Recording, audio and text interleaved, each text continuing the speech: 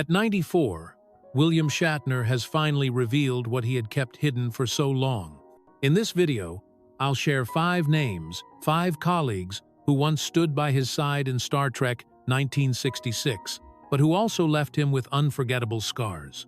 This is not an attack, nor an act of revenge, but rather a late-life confession, reaching into the deepest part of a star who has lived almost an entire lifetime. And it's that raw honesty that makes the story so profoundly moving. Leonard Nimoy, the name that troubled William Shatner most in Star Trek 1966. Off-screen, the two did share a friendship. They traveled together, shared dinners, and had long conversations. Yet even that bond was fragile.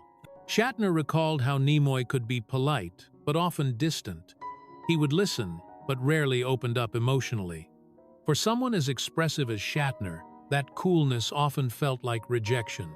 There were times I tried to open my heart, and he'd just nod. To me, it felt like being abandoned in the middle of a conversation. Their friction never exploded into a dramatic fight. No screaming matches, no public insults. Instead, it built slowly, drop by drop. A shallow compliment here, a piercing question there, a stern look. Together, they wove an invisible net that left Shatner feeling he could never truly stand as Nimoy's equal. To fans, they were the iconic duo. But in Shatner's heart, the bond was always tinged with bitterness. As Nimoy later branched into directing, the gap widened. Shatner saw his friend admired as a creative mind, while he remained seen as just the actor star. He admitted he was jealous, but jealousy was not the same as hatred. It was a strange mix of admiration and insecurity. When Leonard Nimoy passed away in 2015, Shatner did not attend the funeral. The decision sparked public outrage and criticism, but for Shatner, it was a private tragedy. He explained, "I didn't want my last memory of him to be one of weakness. In my heart, Nimoy is forever the strong, brilliant partner, and the shadow I could never escape." At 94, when asked about the colleagues he found most difficult, Shatner didn't hesitate to name Nimoy, not to belittle him, not out of spite, but as a late truth, that behind decades of friendship, there was always an unspoken fracture. He never denied Nimoy's legacy, even stating Star Trek would be nothing without Spock. But he wanted to confess that, for years, he felt overlooked, that his voice shrank beside a man revered as an intellectual giant. What moves audiences today isn't bitterness, but honesty. Because in the end, beyond the fame and legacy, actors are still human, carrying both pride and pain. And at the twilight of his life, Shatner no longer cares about preserving an image. He just wants, for once, to tell the truth. That his friendship with Leonard Nimoy was both a blessing and a lifelong ache. In the history of American television, few duos have captured the imagination of audiences quite like James T. Kirk and Spock. One was fiery, impulsive, always bursting like a flame. The other calm, logical, and seemingly cold with Vulcan rationality. These two opposites blended into a chemistry that kept millions of viewers captivated for nearly 6 decades. But behind the scenes, the relationship between William Shatner and Leonard Nimoy was never as simple as it appeared. And at 94, with nothing left to hide, Shatner finally admitted, Nimoy was the one who troubled him most. What makes this revelation powerful isn't that Nimoy was some villain behind the cameras. On the contrary, Leonard Nimoy has long been celebrated as the soul of Star Trek, the man who gave the world an immortal symbol, the pointed ears, the sharp eyebrow, and the greeting, "Live long and prosper," that entered pop culture forever. To the public, Nimoy embodied discipline and intellect. He was an artist of depth, who even ventured into directing, photography, and poetry. In many ways, he seemed like the real-life incarnation of Vulcan wisdom. Yet for Shatner, Nimoy's presence was like an unwanted mirror, one that exposed his own weaknesses, his most vulnerable parts. In the early years of Star Trek, Shatner was the brightest star. He was the face of the show, the man at its center. But slowly, the spotlight began to shift. audiences found themselves drawn to Spock, a character originally meant to play a supporting role. Surveys revealed growing admiration for Nimoy, at times even surpassing Shatner. For an ambitious actor, this was a silent wound, hard to admit. Shatner once shared that whenever he stepped into an interview, the first questions weren't about him, but about Spock.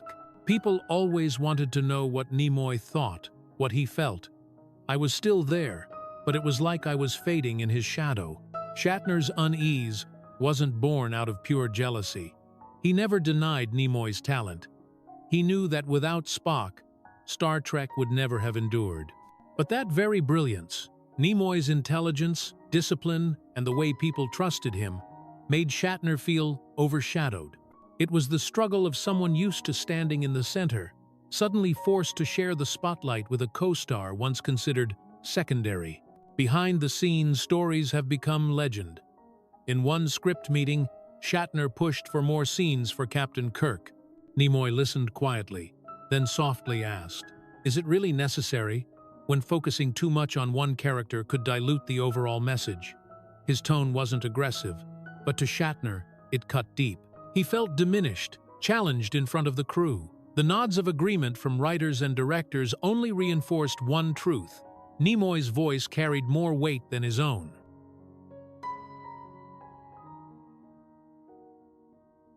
Nichelle Nichols, the gentle presence that always made William Shatner uneasy in Star Trek, 1966. One afternoon after filming, he confided to a colleague, "She's kind, gracious, but she never let me feel she needed me, and that confuses me.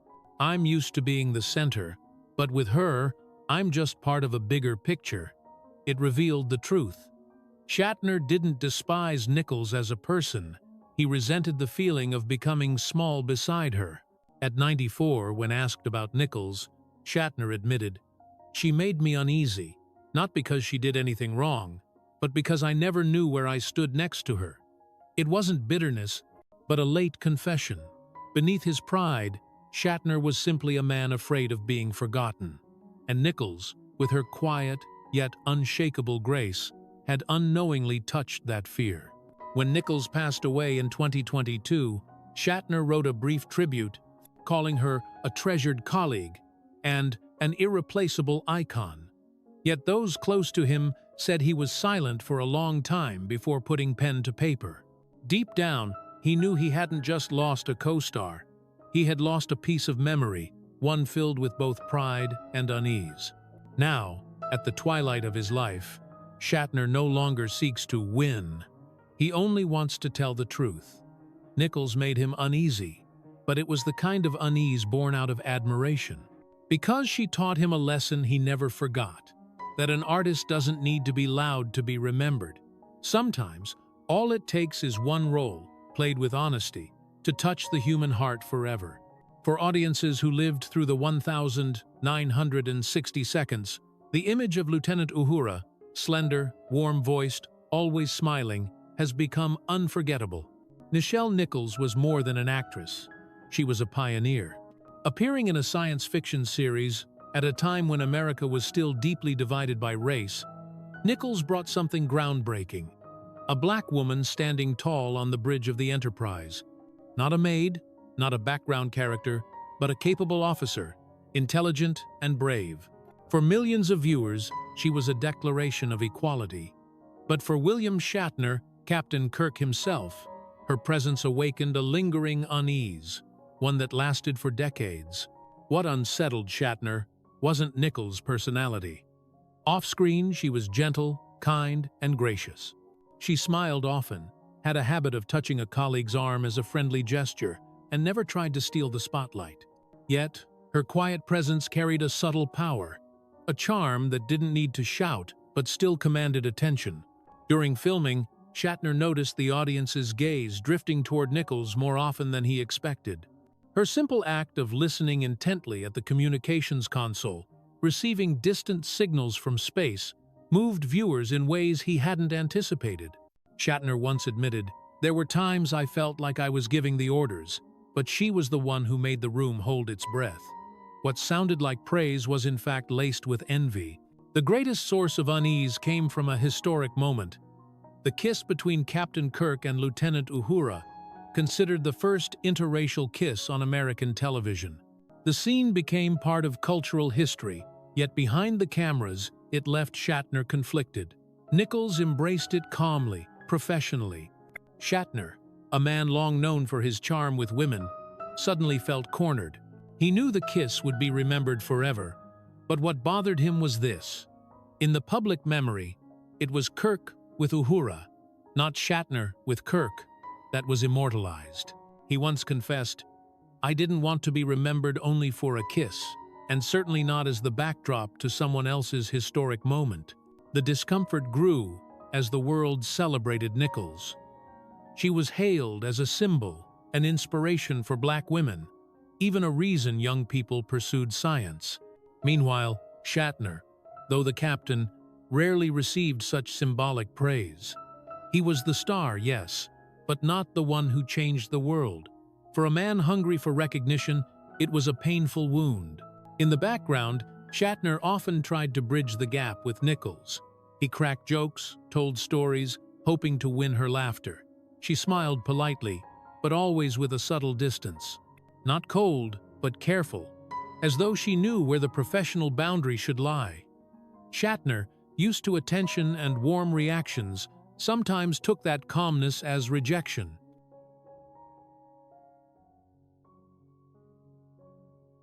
DeForest Kelley, the gentle friend who made William Shatner feel suffocated in Star Trek, 1966. Shatner never hated Kelley in the usual sense. In fact, he respected him deeply as both actor and man. But that very decency became its own kind of pressure. Shatner often felt he couldn't freely show his darker sides, his ego, his ambition, his flaws, when standing next to Kelley. He was like a conscience personified. And no one wants to bear their worst parts in front of their conscience, Shatner later said. Away from the set, Kelley remained private. He avoided Hollywood parties, rarely drew attention. And yet, whenever he appeared, he was greeted with universal affection. In an industry where noise often drowns out truth, Kelley was living proof of the opposite. That silence could win hearts. For Shatner, it was a frustrating paradox. He once asked himself, "Why do I work so hard to be remembered, while people love someone who never even tries?" In Kelley's final years, as illness took hold, Shatner visited him. Sitting beside the frail but still smiling man, he felt both affection and shame wash over him. "I realized all my old frustrations were just my ego talking. It never once did anything to hurt me. It was always my own insecurity," Shatner admitted. For older fans, hearing Shatner's reflections is deeply moving. Because this isn't just the story of two actors, it's a lesson in human pride. Often, the people we feel most unsettled by are the ones who unknowingly touch our deepest insecurities. And maybe that's why, after all these years, Shatner includes Kelley in his list, not to diminish him, but in a strange way, to honor him. Because sometimes, the people who trouble us most are also the ones we respect the most. If Leonard Nimoy was the cool intellect of the Enterprise, and Nichelle Nichols the gentle face of hope, then DeForest Kelley was its warm heart, the voice of conscience. As Dr. Leonard Bones McCoy, he brought a special humanity to the series. A physician who grumbled and complained, yet was deeply compassionate, constantly reminding Captain Kirk not to let logic or ambition overshadow his humanity. For audiences, McCoy was the most relatable character of all, like the neighborhood doctor or that good-natured friend always ready to listen. But for William Shatner, that very kindness became a quiet shadow. At 94, he admitted that DeForest Kelley was among the colleagues who made him the most uneasy, not because he was loud, but because he was so profoundly silent. Unlike Nimoy with his authority, or Nichols with her symbolic grace, Kelley lived a life of modesty. He rarely spoke at press events, almost never made headlines. He wasn't chasing the spotlight. Yet in that silence, Kelley earned something Shatner craved all his life: absolute trust. On the Star Trek set, younger actors often turned to Kelley for advice. He would listen patiently, nod slowly, and offer simple, grounded words. No grand speeches, no judgment, and somehow, everyone walked away lighter. Shatner saw this time and again, and each time, he felt pushed to the sidelines. He was the captain on screen, the face of the franchise. But off-screen, when comfort was needed, they turned not to Kirk, but to McCoy. Shatner once confessed, "Some days I'd walk into the lounge and see the whole group gathered around DZ. They were laughing, sharing stories, and there I was, standing at the edge. That feeling hurt more than any criticism ever could." For a man who lived in the spotlight, being left on the margins was like a slow cut that never healed. What stung even more was that Kelley never tried to outshine him. He was unfailingly polite, humble, respectful. Yet that very humility made Shatner uncomfortable. In his eyes, Kelley embodied a kind of authority that didn't need charisma, applause, or fireworks. It was the kind of respect Shatner found hardest to reach. One memory haunted him, filming a tense scene between Kirk and McCoy. Shatner poured every ounce of energy into it, blazing eyes, commanding voice, projecting the authority of the captain. But when Kelley calmly muttered his now famous line, "I'm a doctor, not a miracle worker," the entire crew erupted with laughter. The tension lifted, and Shatner, forcing a smile, felt his thunder had been stolen. Later he admitted, "I tried so hard to dominate that moment, and yet a single ordinary line from him was what everyone remembered."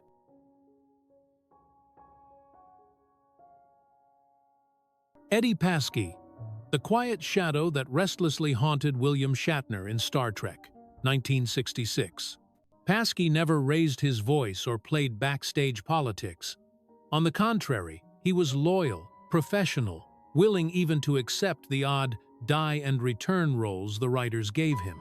But it was precisely this quiet obedience that Shatner found unnerving. He was like a shadow I couldn't shake off. The harder I tried to assert myself as the center, the more his silent endurance made me feel small, Shatner confessed.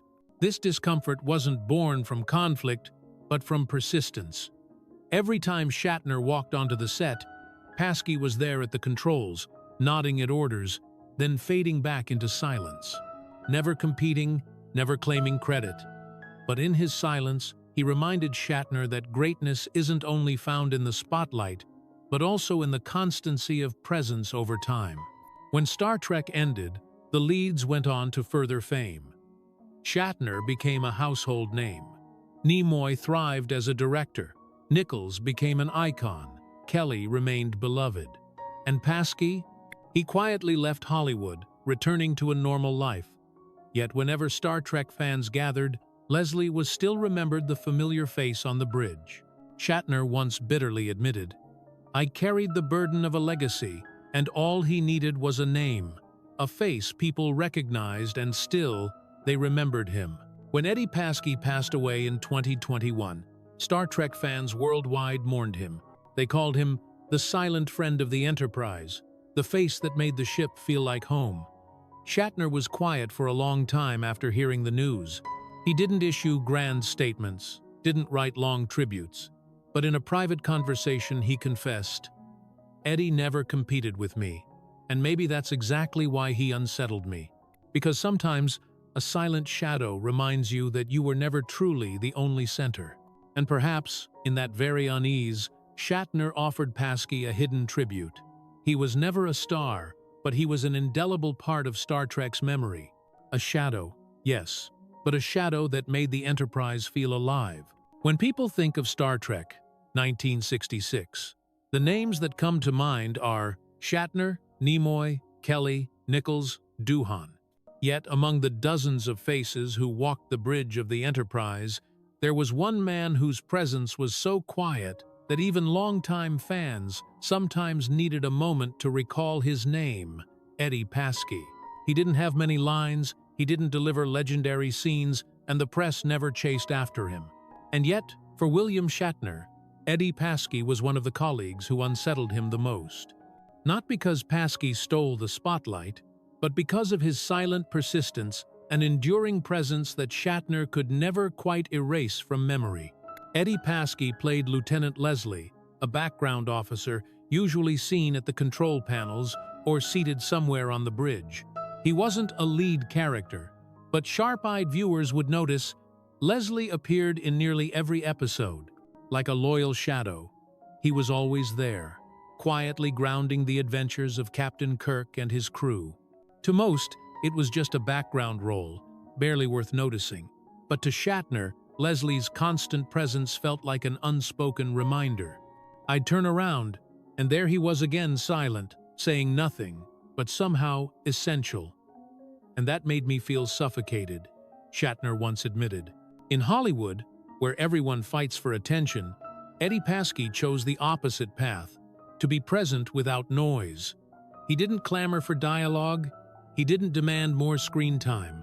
Even when his character was killed in one episode only to reappear alive in the next, Pasky never complained.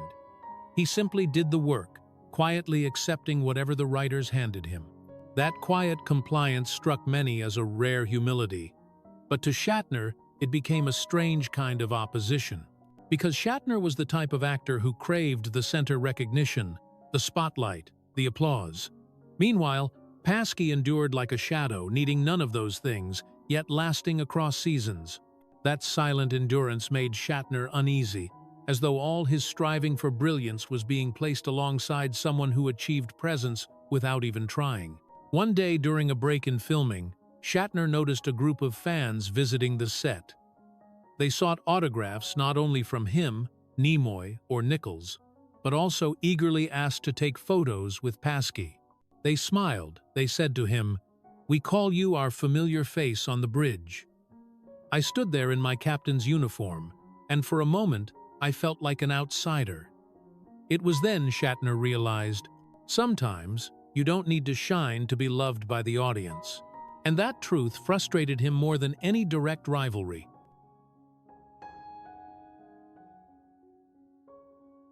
James Doohan, the beloved engineer Scotty, who made William Shatner feel the loneliest. Shatner often bristled when the press called Doohan the heart of the Enterprise. He knew it was deserved, but it stung because Kirk, the captain himself, had never been called the heart. He was the face, the brain, the leader, but never the heartbeat. The quiet tension stretched across decades. Shatner never openly criticized Doohan, yet the distance between them was undeniable. Doohan was warm, approachable, generous. Shatner kept his guard up, afraid of being overshadowed. The distance didn't come from hate, but from the fear of comparison. When James Doohan passed in 2005, millions of fans mourned him as the engineer of every heart. At his funeral, Shatner said simply, "He was always the man I trusted whenever the Enterprise was in danger." It was a brief tribute, but also a belated acknowledgement of the unease Shatner had carried for years. The loneliness of being captain on a ship where everyone loved Scotty most. And perhaps, in that belated admission, Shatner found a kind of release. He no longer had to hide his discomfort, no longer had to pretend strength against Doohan's quiet warmth. He could finally say what he had always known. Scotty was the piece that made the Enterprise a home, and Kirk, even as captain, sometimes felt like a stranger on his own ship. Among the names tied to Star Trek, 1966, James Doohan, the man who played Chief Engineer Scotty, has always held a special place in fans' hearts. He wasn't the captain, nor the mysterious alien.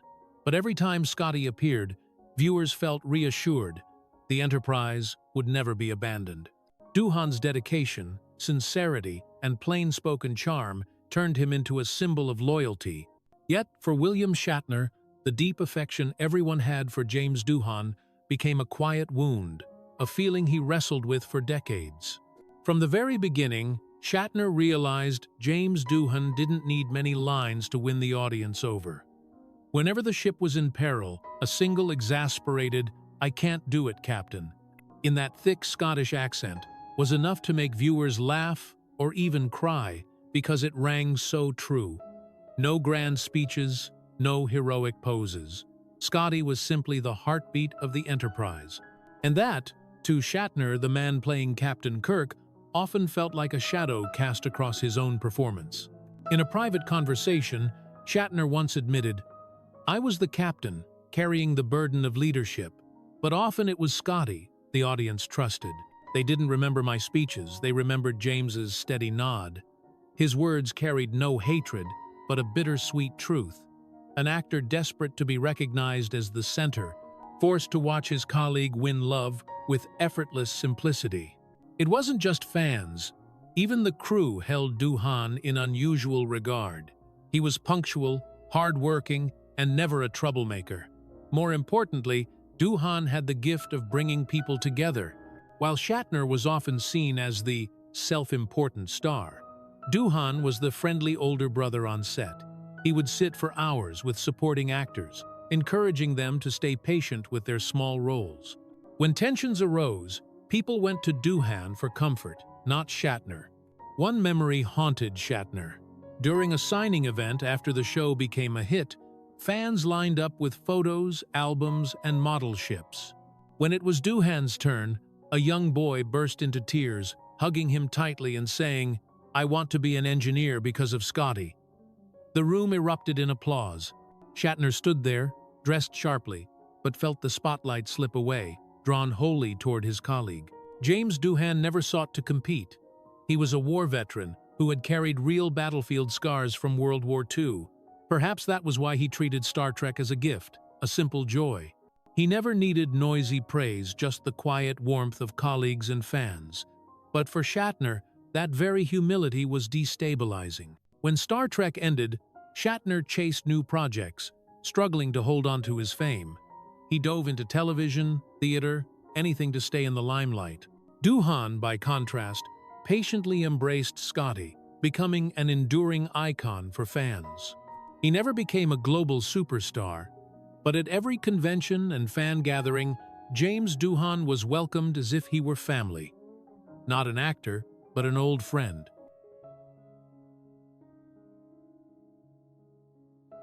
Thank you for joining us in listening to William Shatner's late-life reflections at the age of 94.